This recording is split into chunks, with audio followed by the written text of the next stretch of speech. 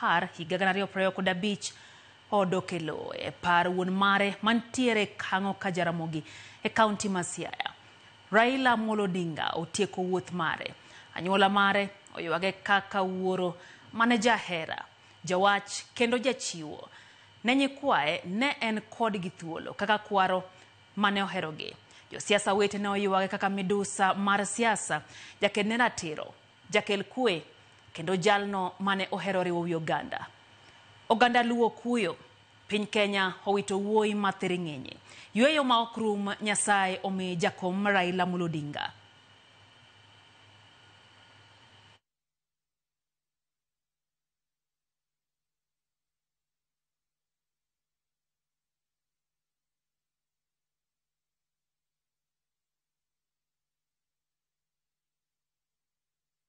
Koro hena yanga nyakoro mgajwang ni mane en jatend ODM Raila Amolo Odinga kendo Prime Minister no machon okete kare mar yweyo mochwere.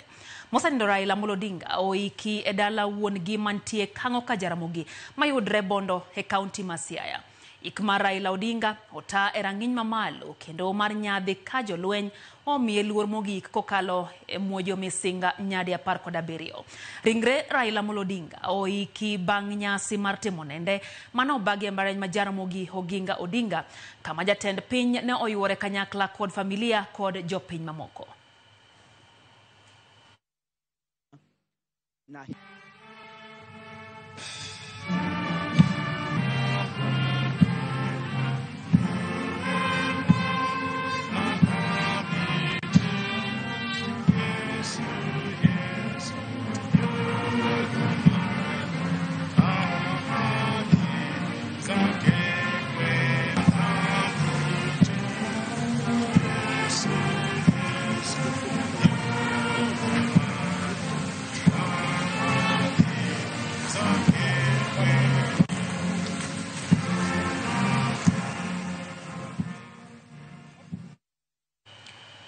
Anyuola mar mosanindo Raila Amolo Odinga kautelne kod jaode Mama Aida Odinga omiyo wuodgi luor mogik ka gitimo nende kaka jalno mano bedo siro maduong' e familia margi.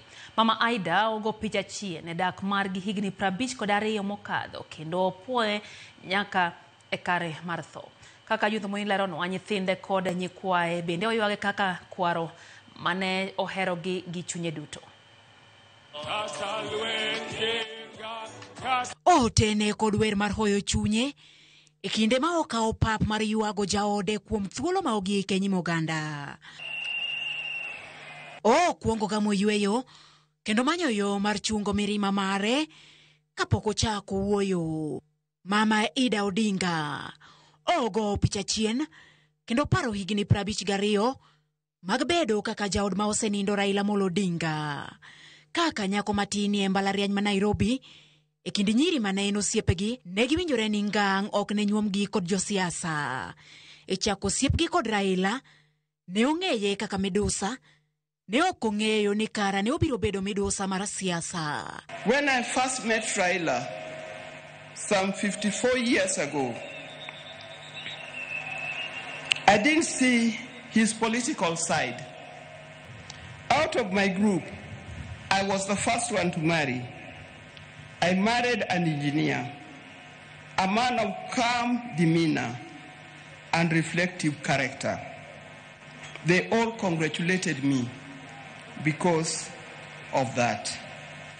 Little did I know I was marrying a political engineer. Ida oparo higni mane obedo mabor kod jaode nikech weche mag siasa. Kinde duto ne ogeno ni obiro duogo, kendo ne oduogo kama wang'ni omako dhoge nono. Kata kamano, okoni kata e piny manyien pod obiro yiero bedo jaod Raila. The detention years and years in this exile tested our family in a way only the family can appreciate. It was not easy. But all the time, when he was away, either in detention or in exile, I knew he would always come back. This time,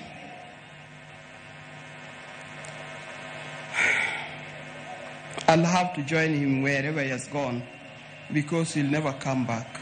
If I had a chance to marry him, I would marry him again. Nyithigi Raila oparo manene, chako telo mar Raila, ka thothgi to opuoyo jaod owadgi kuom bedo kendo chung' kod owadgi, kata higni 9 mane obedo e jela. Staying in his house was a nightmare. He would wake us up at 4 a.m. No matter what time he went to sleep, there would be a commotion. He's already going to take his morning jog. Raila wono dogo to yedoga jela. Higa kaige kwa eto donge jela. Higa shell. Ario. Nyako chiko. Mono di chuo ko hog di chuo. Otuon ko soko tuon. Ito kichandri ne Kenya.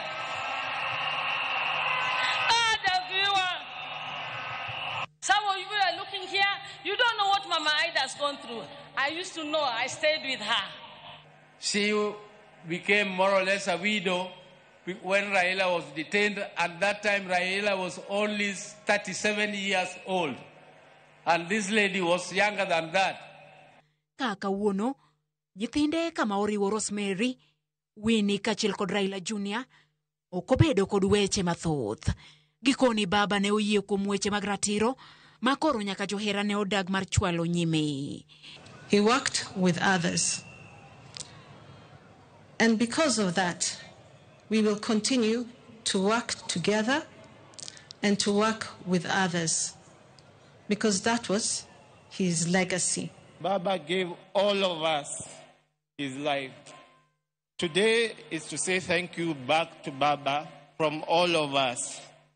Baba Nindo, Oyweyo, the king is dead, but long live the crown. Hallelujah. Raila oywak kod nyikwaye, kod nyithi owetene kod nyiminene, mabende onyiso mor mane gibedogo e kinde mane gidak kod ma osenindo. Ka koro, wuoth ma ogik kod wuodgi ochopo. Kendo koro rapare ma odong', mar pare kaka baba, kwara kod jaod Ida Odinga. Kata kamano, ote ma ogik mar Ida ne piny owacho, okwayo mondo mi piny owacho rit telo makare. Judith Omondi, Ramogi TV. Jatend piny Kenya William Ruto lero makare kaka dwe achiel gi nus mokalo ne kinde matek ne mosenindo Raila Amolo Odinga kaluwore gi chal mare mar ngima.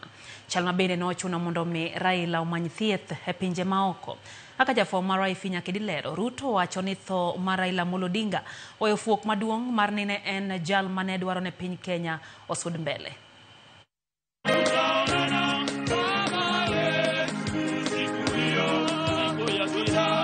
Ne en nyasi mar chiwo luor mogik ne Prime Minister machon Raila Amolo Odinga. Nyasi ma oyuor kod familia, josiasa kod oganda buora mbalariany ma Jaramogi Oginga Odinga University, boma Mabondo, County ma Siaya. Jatend piny William Ruto ochopo nyime altar mar ywago jal manokao kaka osiepni. Ruto lero kaka dwe achiel gi nus mosekalo nosebedo kinde matek ne Raila mar ni nitie kaka chal ngima mare ne chande. Last 1.5 months were very difficult times because every time I met Baba, his voice was hoarse, and he kept on telling me that I am weak because I am taking some drugs. And I was very concerned. Bedo ni jatend piny ne ni oko mar Kenya e kindego, nosingo romo gi Raila koduogo mar rango chal mare mar ngima. Romo mabang'e notimore e dala Raila Makarin, Buore, Nairobi. Baba called me and told me he is coming. And he wanted to come and meet me in the office. I told him, because you're not feeling very well, you go home, I will come home in the evening. And that evening on Tuesday, nikaenda nyumbani, Mama Aida akatupikia chakula, akatueleza sisi zote vile alivyokuwa anajisikia, na kwa kauli moja sote pale tukamueleza hatutaki guesswork kwa mambo ya afya. Wewe mwenyewe na madaktari zako uamue. Na nikamwambia serikali ya Kenya itamsimamia. Tok dhi piny India ne thieth, Ruto lero ni ote mane oyudo en ni Raila nochako yudo lokruok kendo ngima mare ne chako bedo kare. Kata kamano, motelo ne romo mar ohala gi keto mwandu kata Siaya International Trade and Investment Conference mane timore kaunti no ma Siaya, mane Ruto chano yuoro kanyakla gi Raila. Ote no chopo ni chal ngima mar Raila obedo marach. Tok mano, Ruto nochako yudo ote kowuok kuom owadgi Raila maduong' Oburu Oginga. Kabange, nyare ma Winnie Odinga bende nogocho ni kotenore kod tho Raila. Nikaona kwa simu yangu Oburu ameniandikia WhatsApp message akaniambia my brother is critically ill.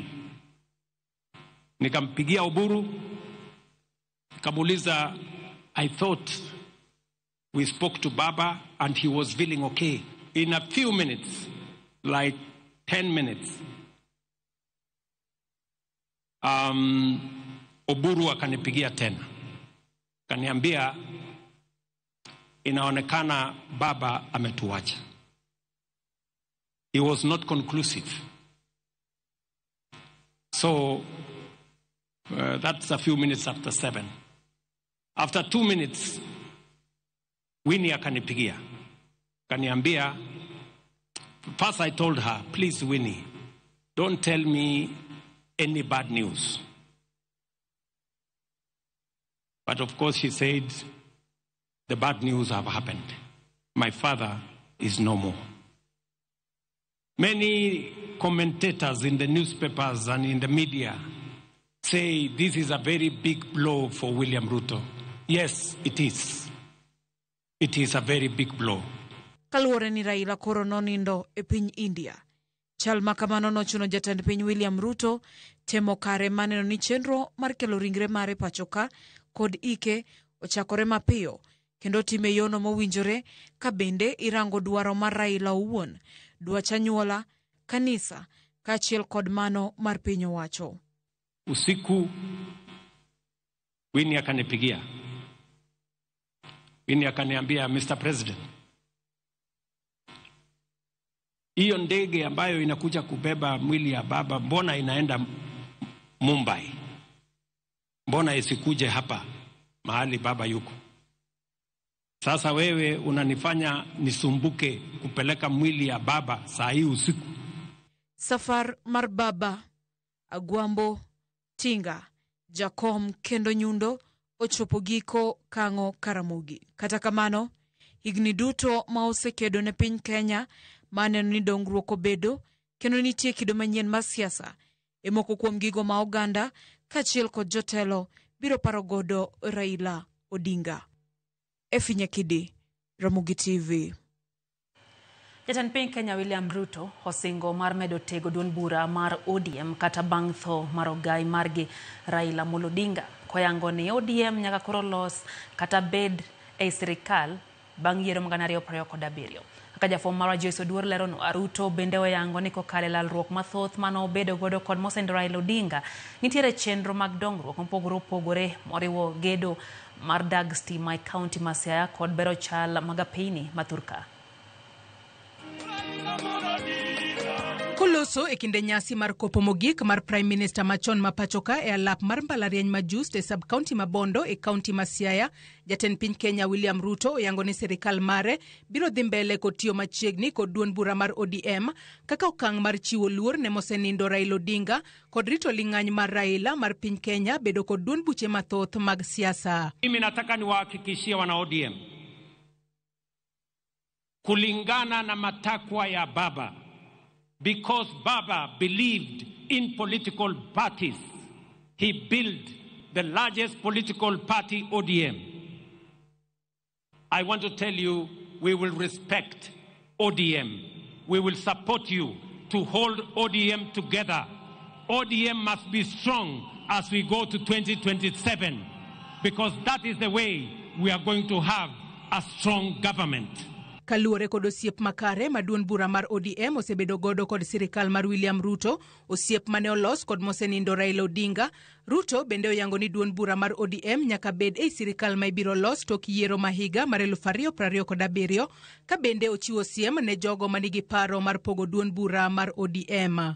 Kwa hivyo wana ODM, Ile kitu mimi nataka niwahakikishie, kwa mapenzi ya Mungu, ODM will either form the next government or be part of the next government.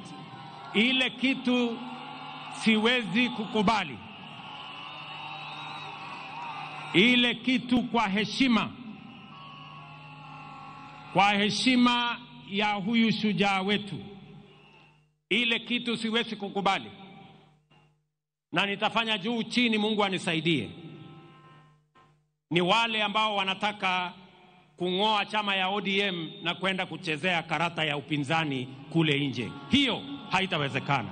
Kogolo neno mare ikinde nyasi no mar kopo mogik mar Raila, Ruto yuago Raila kaka jal mane oketo piny Kenya mbele, kendo ne en gi leka mar dongo uchumi mar piny Kenya mondo chope rang'iny mar pinje ma odongore. Raila was very concerned about our country and the state of our development. The last 3 months, we sat together and we agreed with Raila. And I want to say here in front of his body, we agreed with him that we must do whatever it takes to get Kenya out of this third world status and move it to the first world. Ruto medo ni kokalo e poro wach kod Raila Odinga ka achiel kod joket mwandu mawuok e pinje maoko negisichako chenro mar kelo dongruok e pachoka kod gero dag sitima mar nuclear e kaunti ma Siaya. Kino came here almost a month ago for us to agree on the plan that is going to get Kenya out of this mess. Nyinyi mnajua hapa Siaya sasa iko mpango ya nuclear energy, kwa sababu Raila alisema hatuwezi kuwa ni nchi ambayo tunaweza kusonga mbele if we do not have enough energy. And Raila proposed that we should at least generate another 10,000 megawatts. Let me say this because there is no other moment for me to say this when he is here with us. Bende wacho ni kokalo e lalruok makinde ka kinde kod mosenindo Raila Odinga ne giwinjore mar medo gero ndach okolo mondo chop nyaka Malaba ka achiel kod gero paundeke manyien e pachoka. The same Honorable Raila Odinga agreed with me that we must extend the SGR from Naivasha through Siaya here to Malaba. He also agreed with me that we must extend a dual carriageway from Rironi through Nakuru, through Eldoret to Malaba, and also through Kericho to Kisumu to Malaba. And we agreed with him on how we are going to build a new airport and how we are going to expand our infrastructure. Haya ni mambo niseme mbele yenu the late akiwa hapa. Jaten piny William Ruto osingo mar medo tudore kod jaten piny mar ang'wen Uhuru Kenyatta maneno ni lek mar Raila Odinga mar kelo dongruok e pachoka okogore Luanda kata bang' tho mare. Joyce Oduora, Ramogi TV. Josiasa mag duond bura mar ODM ogolo duondgi oko kendo loso ewi okang' ma duond bura no winjore okaw.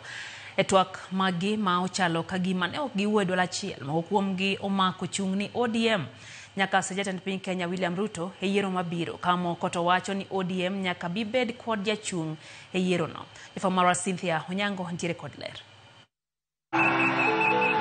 Penjo osebedo mathoth ewi kaka ODM dhi bedo bang' ik mar Raila Amolo Odinga ma osebedo gai mar duond burano kuom higni 20 kendo osebedo kataye kinde ma wi jotelo mar duond burano ochako dhi matek. E kinde ik mar Raila Amolo Odinga kendo e lela e nyim oganda makwar, jotend ODM ochiwo duondgi ka pek mar wach en achiel mar jokanyo to kod wach motenore gi siro sirikan manywanda. Dibed ni nitiere pogruok e paro ewi chung' mar ODM. Ruth Odinga ma en nyamin Raila Odinga onenore motugo wach ewi chung' mar ODM ka olero ni ODM dhi medo chung' kanya achiel kendo kwayo jokanyo mondo med makore kanyakla kaka joka ng'ato kendo gibed kama gintiere. We cannot have an ODM ingine huko, another ODM being led by some other people, another ODM being led by the few people who think they own the party. ODM belongs to all of us. Some of you who want to take it now don't even know how we started ODM. to any negotiation table with a strong, united, one ODM. Jagoro mar ODM Edwin Sifuna to omedo jiwo duonde ewi wach ma osebedo ka owacho ni ODM nyaka dhi bed kod jachung' malaro kom jatend piny e yiero mabiro. This is not the time to push divisive narratives in ODM. This is not the time. Mimi Sifuna sitakuwa baadhi ya wale ambao watachangia kuangusha chama cha Raila Amolo Odinga. I as Sifuna will do everything in my power to keep this party united and together. Even in the face of open provocation, Baba, you know what I am talking about. Sifuna wacho ni mano emane dwach mosenindo Raila Odinga. Baba aliongea kwa kinywa chake mwenyewe. Na waomba viongozi msiingize maneno kwa mdomo ya mtu ambaye amelala. Alisema yeye mwenyewe. Akasema kama chama lazima tujiandae kwa ajili ya uchaguzi wa mwaka 2027.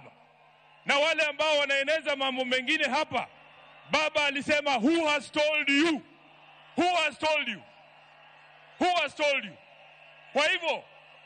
Kwa hivyo, sisi tutafuata the last standing instruction ya Baba ambaye alitoa chini ya siku 23 ambazo zimepita kabla afariki. The legacy of Raila Amolo Odinga will not be kept by mere speech. Speechifying would not be enough.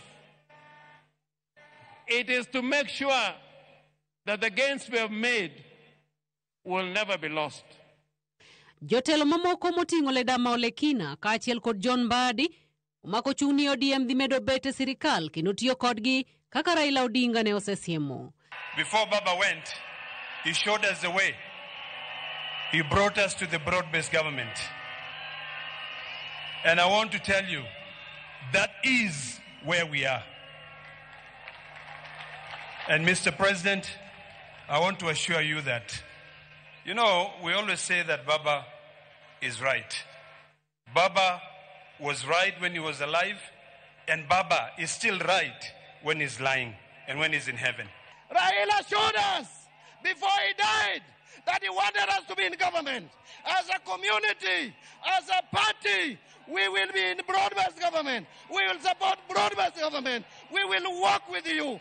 Ka jakom duond burano Gladys Wanga to penjo jopiny ni kinde mapek makama oneno en ang'o ma Raila Odinga do timo. First, with a decision of exclusion or inclusion, what would Baba do? He said he made a clear decision to work with you for the stability and unity of the nation inside the broad-based government. That is the last standing instruction that Baba gave us. And as a people and as a party, that is where we will stand. Ikinde mapenjo pod nitie ka ODM dhi wacho dhok achiel, Junet Mohamed ma en jatend kweth manok to yuago josiasa ma Raila Odinga osebedo ka jolo. Kendo yuago gi ka kie masani odong maonge wuoro. Wanasema sasa huyu ni political orphan, huyu amekwisha, lakini nimeona hapa orphans wako wengi sana. Wale wameongea hapa yote wamelia. Sasa nitasanya hawa yote nikuwe chairman yao. Orphans ziko mingi hapa hata roho yangu ikarudi ilipoona orphans vile wamelia hapa. Kama if you are in doubt of anything, refer to Baba's speech. Another thing he told us, lazima tukae katika serikali ya broad base. It's on record. Jalupo gai mar ODM Abdul Somad Sharif Nasir uchung kar kende kendo nyenyo elela ni yiero malo 2027 duond buch ODM ka okoriwore kod sirikal to en ema odhi bedo sirikal. Mwaka 2027 we will not be in the opposition. Mambo mawili yatafanyika. Agosti tunapiga kura. September we are either in government or we are government. Joey! Joey! Joey! But it will not be in a coalition that has been abusing Baba when he was alive. Haitakuwa hapo. Cynthia Onyango, Ramogi TV. Jatend piny Kenya marang'wen Uhuru Kenyatta opuo Raila Odinga kaka jatelo manohero kwe ratiro kod adieri kabende ne ochung' motegno ne kero natich oganda gino mowacho ni biro dong' karapare historia mar piny Kenya. Jatend piny Nigeria machon Olusegun Obasanjo mabende oyore nyasino onyiso tudruok machiegni gi osiep mane gintiere godo gi Odinga kowacho ni ne ok en mana jatelo mane idewe pachoka kende to nyake pinje mag Afrika. Bende oyango ni winjruok mane obedo e kind jatenda pinya gi Odinga mano nyuolo sirikal manyonda mar broad-based en mane oteloe. Mungu amuongoze kwa safari hii yake ya mwisho. We shall miss you, Jacob. We shall miss you. We shall miss you as a friend, a brother, and a leader of this nation. We shall miss your insights. We shall miss your thoughtfulness. We shall miss your wisdom. And we shall miss your laughter. Your deeds will live long, as I said, and we will remember. And I pray we remember those deeds in the actions that we shall live, emulating our friend and brother. So fare thee well, Honorable Raila Amolo Odinga. Fare thee well, my ndugu. Fare thee well, my friend. One thing that you could not take away from Raila is his love, passionate love for his country and for Africa. And that is what made our relationship to continue to grow from strength to strength. Anytime we met, no matter how serious the situation may be, you can be sure that Raila will turn the tension to something to laugh about. And for me, I've lost a brother, I've lost a friend, I've lost a confidant, I've lost a co-worker in the vineyard of Africa. Sleep in the bosom of your Creator. Adieu, Raila Odinga. Jatelo mopogore opogore manoyoro heik mar Raila Amolo Odinga opwoye kaka jal manokelo lokruok e pacho kae. Jatend migepe Musalia Mudavadi kod jatend Wiper Kalonzo Musyoka oyudo thuolo mar timo nend Raila ma giduto negise yude kinde mag tiyo kode kanyakla kane pod entiere. Raila suffered. He had a checkered career. But one thing, Raila never allowed the history to hold him prisoner. He never took his challenges as a life sentence. He stood up, walked, and moved further. We are here because Raila lived in this country. He was a brother.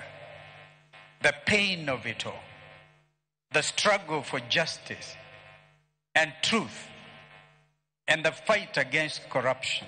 We called you Joshua. We never got to Canaan. There were indeed crocodiles across the river Jordan, as we used to say. Lakini, I've seen in the printed program, you even paraphrase the late Martin Luther King. You've been to the mountaintop. You've seen the promised land. And you know you may never get there with us. But we have to get there on your behalf. I give you my pledge. Those values you stood for. The tears, the pain of a stolen election, as my brother Jim Orengo has said, elaborated.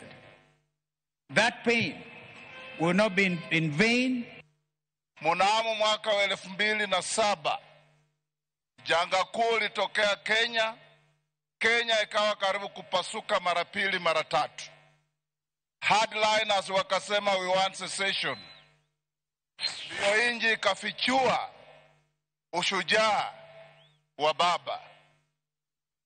Akaketi na mpinzani wake mkuu Mheshimiwa Mwai Kibaki, na wakaleta amani ambayo imedumu nchi yetu. He fought a strong fight, but he remained loyal to this country. Wakati machafuko yaliyomalizika, walipokuja pamoja na Mwai Kibaki rais wetu kuunda serikali, wakati walipokuwa wanataja baraza la mawaziri, mimi sikushughulika because I knew I can never be a cabinet minister. Lakini la ajabu, wakati niko kwangu nyumbani naangalia runinga, wakati mawaziri wanatajwa, my name popped up. Ikmar Raila Amolo Odinga ne otelo gi kanisa Anglican kendo jodolo notiyo gi thuolono mar timo nende kanyakla kod chiwo weche mag hocho ne familia kod jokenya duto. Jodolo nomedo jiwo jopiny osum kido mar Raila Amolo Odinga kaka yor rieyo piny. Ripota marwa Millicent Adhiambo nigi ler.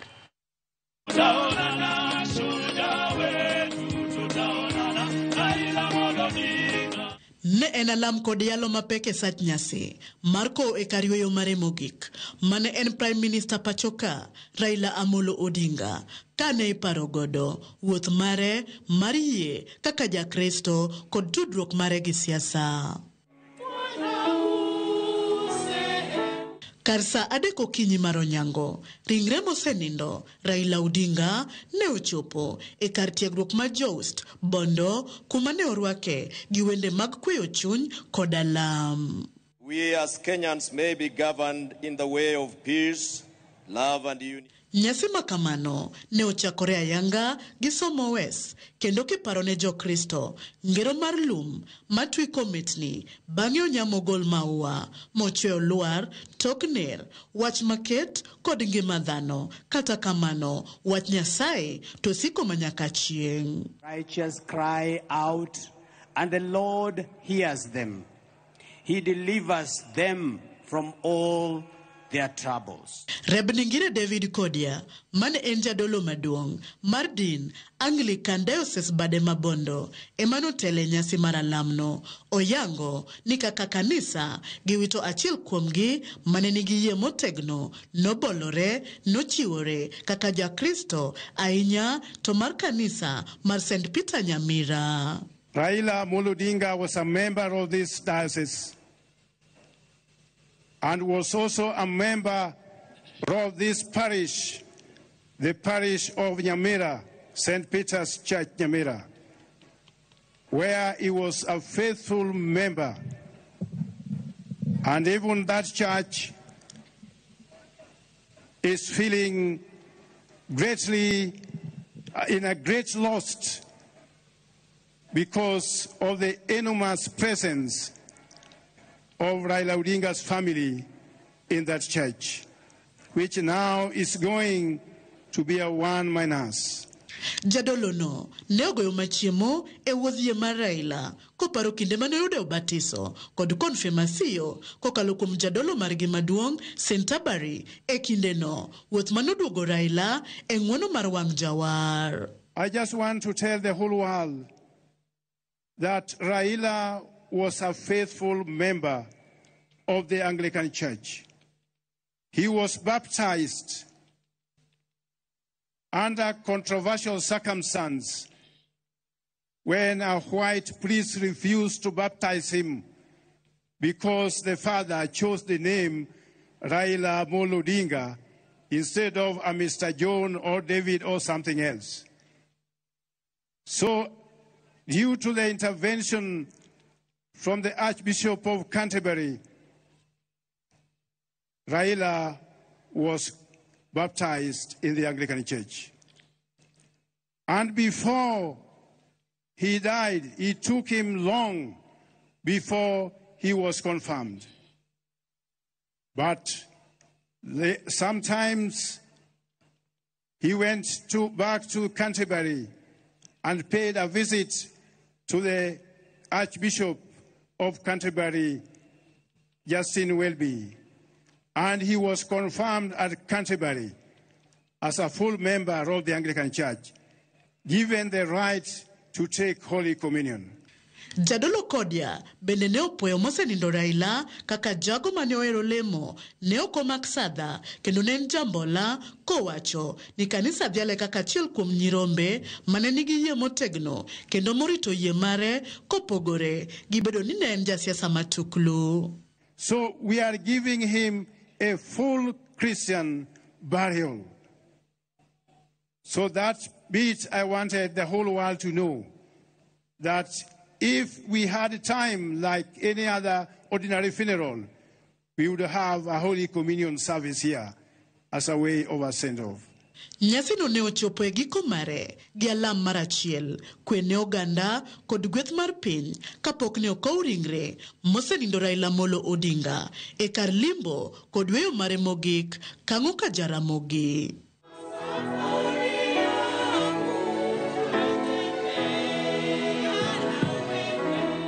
Millicent Adhiambo, Ramogi TV, Bondo, Kisumu County.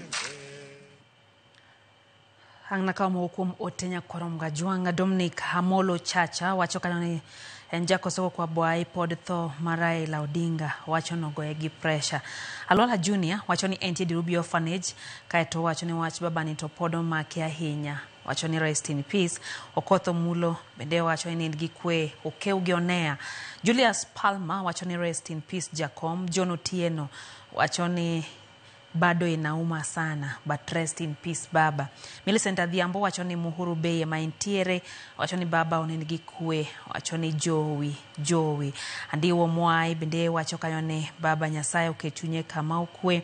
George Henry ntiere Ukwala wacho ni nengi kwe Jacom. Mary Nduku wacho kanyo ni walama na Nyasaye na piny Kenya. Joyce Awino wacho ni rest in peace Jacom. Kaito ano bende ote mara Pastor George mara Homa Bay Glow Church wacho ni wawito gai mar piny ng'at kwe jaratiro maked na tiro mar oganda wacho ni Musa hinya na jo Kenya Nyasaye mondo rit familia mar baba moyo chien walamo ne gi Nyasaye. Mano ote mar jadolo Pastor George mara Homa Bay Glow Church. Minano kanyo ote mara Seth Odhiambo Jaro Singa. Seth wacho ni litok chweremo podok chalnwa kaka jokanyanam lakini brocho ni waiye karatek kamaya. Wacho ni the king has died but long live the crown. Anano ote mar Perez Owili kowuok Ombek. Pero wacho timo sahinya kuom nindo mar baba lit to gima ong'eyo ni wiwa ok ne wil gi agwambo kata matin. Rolex Ondeng ma Homa Bay wacho ni pod wacha gwambo makodhoge makmani Ruoth Nyasaye oket chunye kama okwe. Jana Maus Ngegeto wacho ni entie Sori Karungu. Dr. David Oyier gintiere go kanyo giwacho ni wach Raila litnegi mokadho kendo giduto gikwa mondo Nyasaye oket chunye kama okwe. Ozum Kapita wacho ni cheno donjo ne yo makare kendo pod ogoyo mos ne familia mar joka Odinga kuom tho mar wuon piny to mogik ogone President Ruto erokamano kuom neno ni weche ne ber kendo weche noriere kendo Jacom baba gwambo no kete kare mar yueyo eyo matherengenyi kendo yo mowinjore ngadho mamalo en erokamano jatend piny. Hoyo mtanya korom gajuang waduo kod mathoth kikidhi mabor.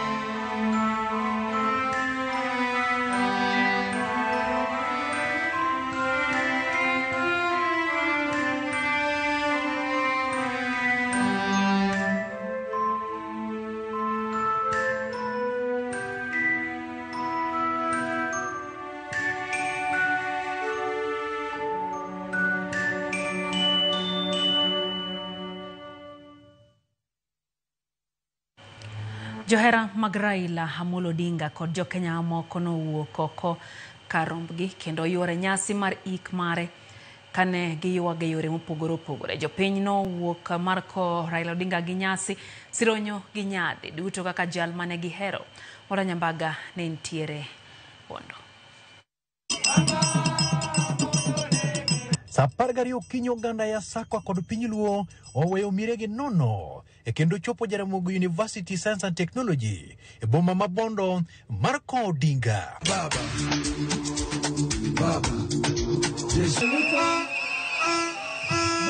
Rimbi yuak kendo bulo murmo chek.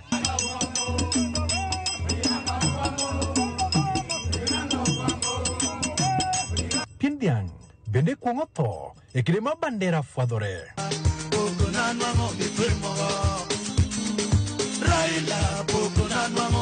Moro bang' moro jotelo donjo kit rwakruok manyiso chal mar jatelo mathiring'inyi Raila Odinga. Kendo dhano chopo kod kido mag nyadhi kanyundo to kod gik malich manyiso kaka Raila ne ratila.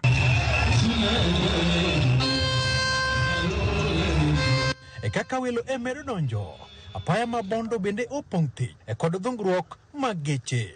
Kalwasi to kalapapla gwenyore kod boche manyiso ni oganda makwar mowuok Marasebora, rieny kowuoyo, Kwale, Kitale, Pokot kind konde duto mag Kenya.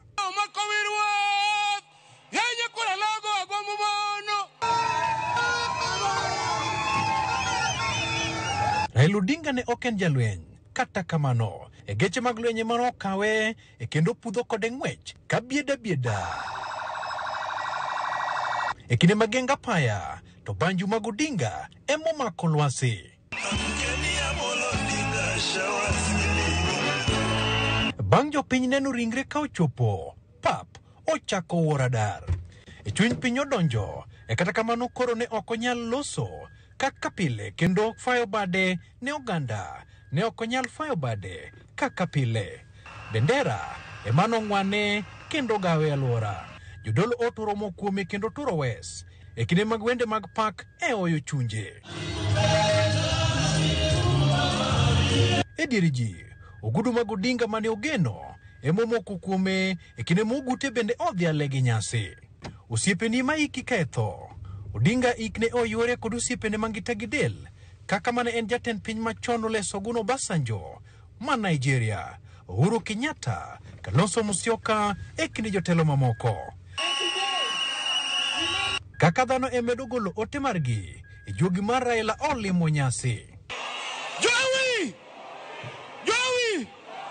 kegonea amolo koko mar jonanga ruodhi ebogi wuogo kobune wanela kauje koneo makowiruat yaye kula logo abangu bono Raila kobuodo to en mule rawiera. Nyansa kod piny Kenya omuoch piach chokruok otuk jowi jamuomo wang'yo kiewo.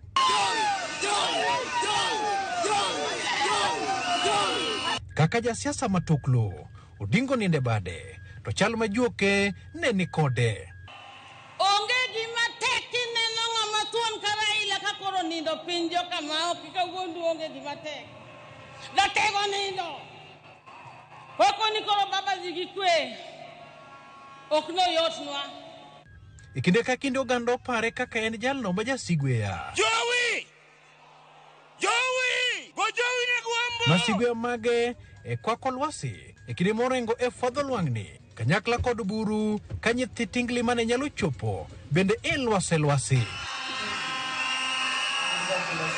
Kaka Raila ne jabol, refari mar jo Arsenal moro bende ochopo kod firimbi ka kudho mar panjo ne piny ni Odinga ne ja Arsenal matuklu kaka yore chiwo luor ne Raila. Piwang' ne mol kala orengo olwar. Nochope siasa gi miyumo kanyakla kodonje chuny oganda yore matamre gi nono, omiyo nodak chuny oganda. Tinendo Odinga wuok koling' thi to kendo weyo picha mok nochako bedie nyaka chieng'. Walter Nyambaga, Ramogi TV. Bondo, Siaya County. Mokuom jodak mapacho ka mane okoyudo thuolo mar chope nyasi mar ik mar Raila Odinga Bondo ne okodong chien ka koro noket wang' jowi bome opogore pacho kae maneno kaka ne itawo nyasi. Lefong mara Elizabeth Ajode miwaler. Rio mar chopo Bondo e kaunti ma Siaya e nyasi mariko Prime Minister machon Raila Amolo Odinga ne okwako tunge Kenya.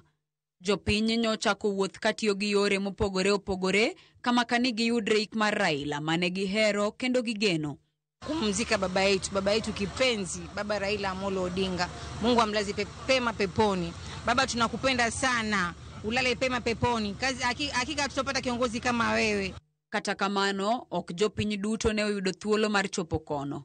Moko kuom oganda ne ochokore miere kod bombe kaluwo chenro makamano ka okalo e wang' jowi kod mbui. Power to be used to ensure progress. E boma ma Kisumu, jopiny Manyalenda, Kondele kod mamoko ne oyudo thuolo mar neno television mane oketnegi mondo kik Raila kadhgi. Kopogore gi gwenge makaluo, boma ma Eldoret e kaunti ma Uasin Gishu, jopiny oyudo thuolo mar bedo e achiel gi jo Kenya mamoko e luwo ik Raila kendo yuage. Mimi niliangalia dalili, nikaona siwezi nikafika Bondo. Manake kule tuliangalia hali tukapata kwamba imejaa sana. Na ndiposa tukasema asante kwa mpangilio ambayo viongozi wetu wa hapa Uasin Gishu wametuwekea, tukakuja hapa tukaweze kusemesana na kuangalia jinsi gani mkubwa wetu anawekwa mahali pa kupumzika.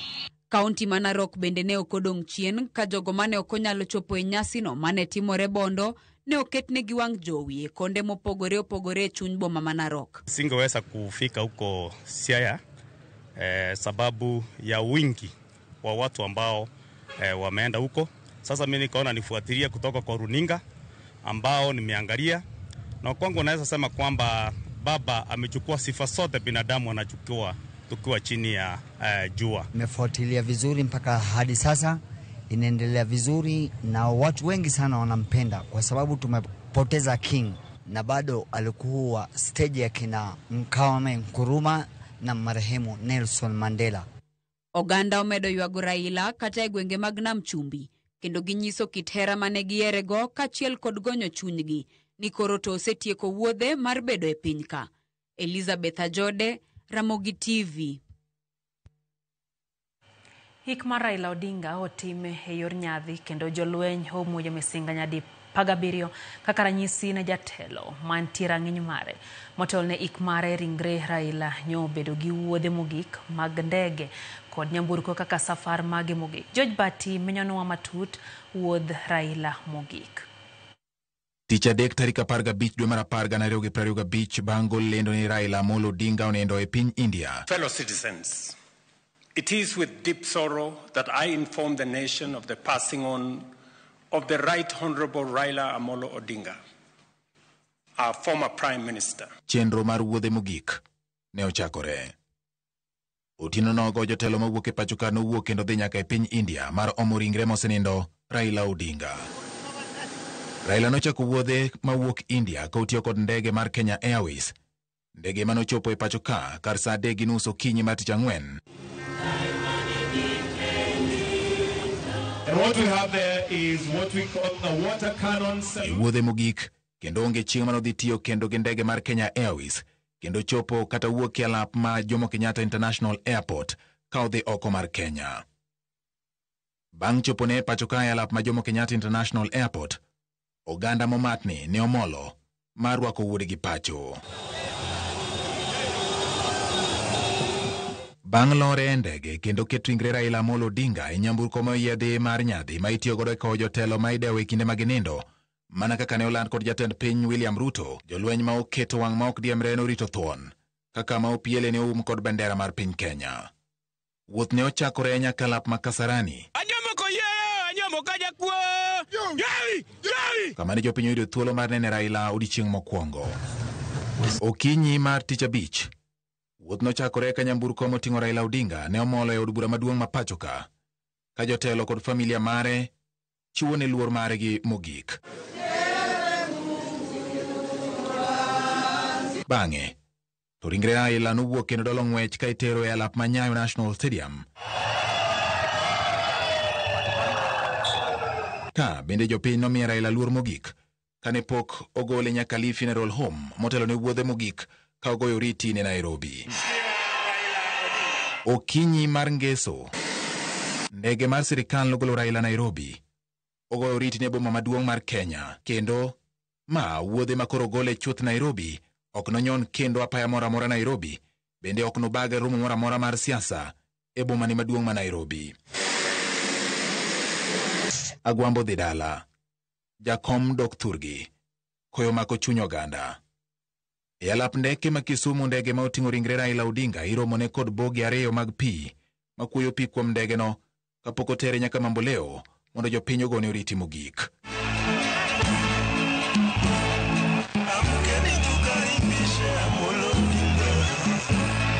E kar odhiambo, ndege ting'o Raila Odinga kowuok Kisumu kendo ok nodok kendo. Ndege baro yamo nyaka dalane Opoda Farm, Bondo, e kaunti ma Siaya.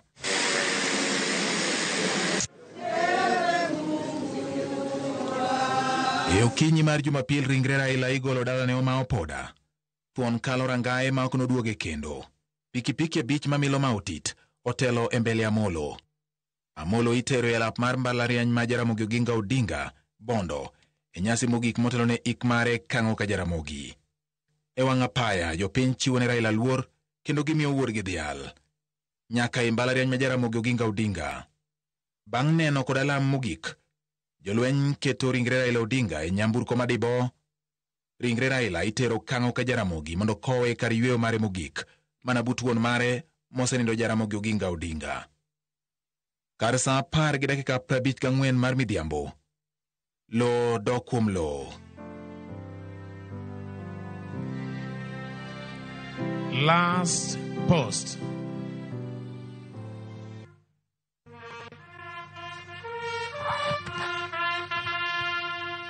Jolweny chiwo luor ne Raila Amolo Odinga gi muoch bunde nyadi 17.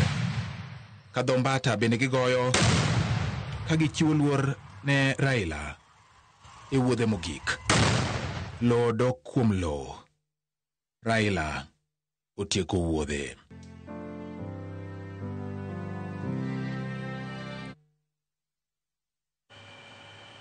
Nindigi kwe Raila Amolo Odinga, nindigi kwe Tinga, nindigi kwe Jakom. Chieng' Sam wachoni bentie chieng' ma wabrogone tho Siboi.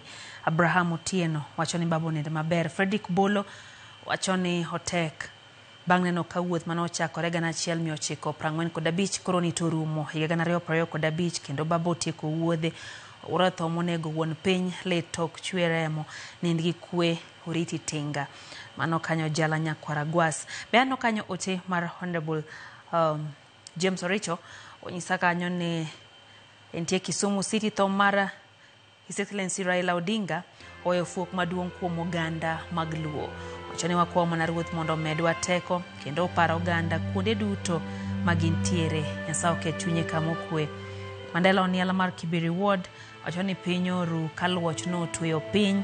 Winy ne obuono ywak kaka pile wawito inga marwa baba Raila Amolo Odinga. Lit kendo lit mar adiera. Nyasaye mad chung' kodwa kendo resruok waya mana kuome. Raila dhi gi kwe isetieko kedo lweny mari kaka nosingi. No bende kanyo ote machielo moyari Lame Kuoda Hero owacho ni rest easy Jakom. Ruth Nyathi Ochieng' wacho ni anto pod tho Jakom chalna lek. Yo mochwere miye wuora ler mochwere mondo mi oriene oywe kod kwe. Amina. Erika Woche wacho ni entie Kabuoch Karading. Rest in peace baba. Kennedy Onyango wacho ni pok to yie ni baba onge. Dennis wacho ni lit sana. Jali Jarongo wacho ni en wach baba no omone nindo kendo omone nindo kabisa. Daisy Wycliffe wacho kanyo ni gik moko ok bibedo kaka nosebedo kendo Nyakorom Kajwang' osebedo odiochieng' mar 8 eno kanyo ka osekalo saa 4 mar otieno. Ntiere ote kae mano or gi achiel kuom mine mapacho ka moa bende gin jotele sekta no mar loso wechego mag tije mag oganda. Dr. Gilda Odera ondiko kachako wacho ni kinde gi ma iketo baba mondo ywe wachone gi paro Raila Amolo Odinga kaka jalno ma wuod wuon lo mane ntiere kod chir kendo ne ng'iyo mbele kendo nohero piny Kenya.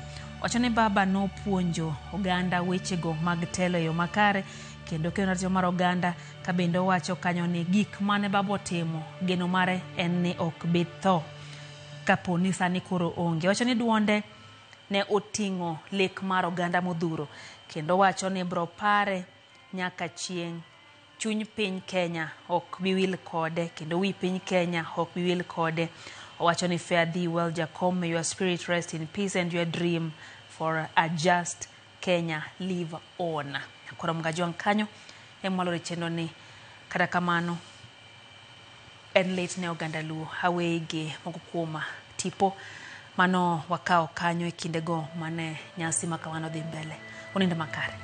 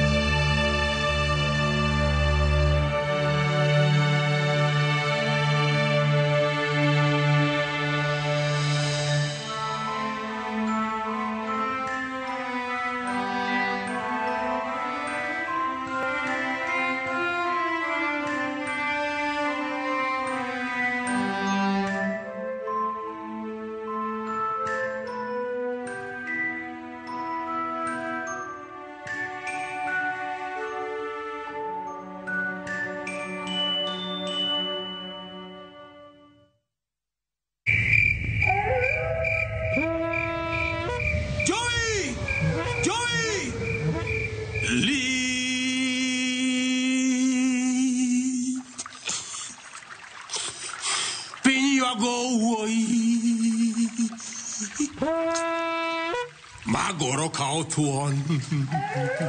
Ya wona gidong.